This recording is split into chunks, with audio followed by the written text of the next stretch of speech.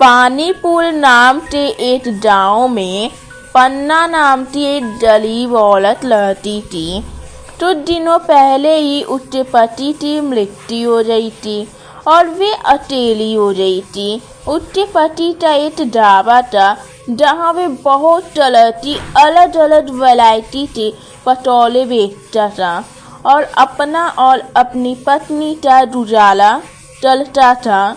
लेकिन उसकी मृत्यु के बाद पन्ना के पास कमाई का कोई स्रोत नहीं था, इसलिए उसने अपने पति के ढाबे पर काम करने का सोचा।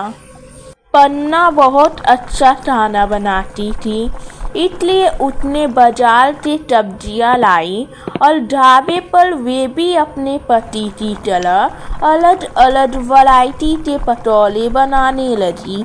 उसके पटोली की खुशबू इतनी अच्छी थी कि उसके दुकान पर बहुत सारे लोग पटोली खाने आने लगे। वहीं पर पटोली खाते हुए कुछ लोग बोलते हैं, अरे भाई, ये तो अपने पति से भी अच्छे पटोले बनाती है, मजा आ गया। हाँ भाई, सही बोल रहा है। ऐसे ही पन्ना और लोड पटोले बनाती और उसके पटोले और लोड बिक जाते थे। ये देखकर पन्ना बहुत खुश हो जाती थी कि उसके बनाए हुए पटोले सभी लोगों को बहुत पसंद आते थे। एक दिन पन्ना के ढाबे के बगल में एक और ढाबे की दुकान खुली। वे भी अलग अलग वैरायटी के पटोले बनाता था और नई दुकान होने के कारण वे अपनी पटोली बहुत कम दाम में बेचता था, जिसके कारण लोग पन्ना की दुकान में पटोली खाने ना जाकर उसके बगल वाले दुकान पर पटोली खाने जाने लगे।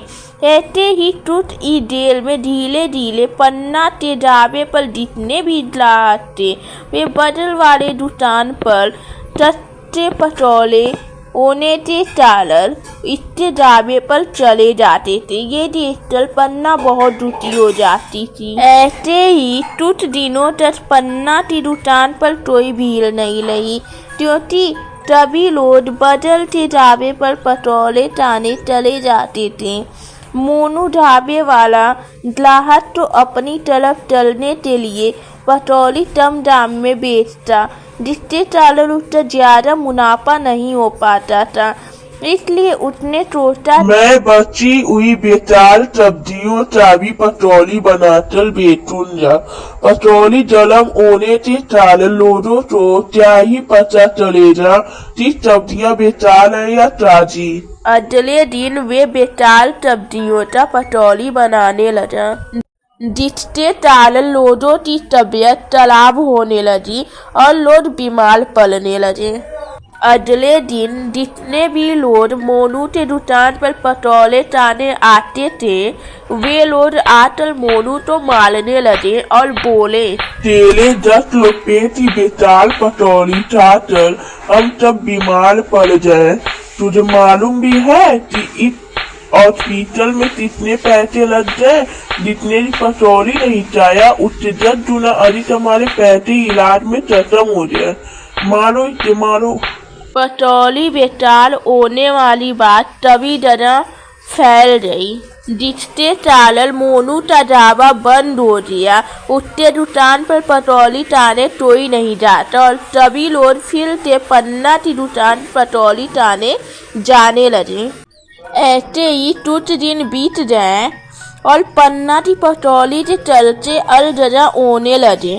बहुत लोग दूर दूर से पन्ना की पटोली खाने आने लगे और पन्ना पटोली नाम से प्रसिद्ध हो गई और उसने अपना एक अच्छा रेस्टोरेंट भी तोड़ लिया और एक घर भी ले लिया। वे बहुत अच्छे से उसमें रहने लगी।